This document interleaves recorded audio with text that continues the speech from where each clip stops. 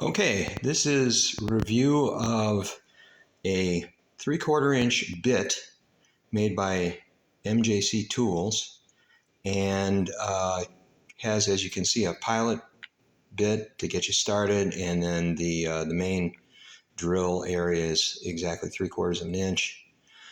This one looks a little banged up, and that is because we just finished doing this little project. I had to drill 18 holes into this welding table that I just finished putting together. I needed dog holes so that I could use a holdfast. This tool comes with a nice little box that you can store it in. It has a separate pilot drill that it comes with and an Allen wrench.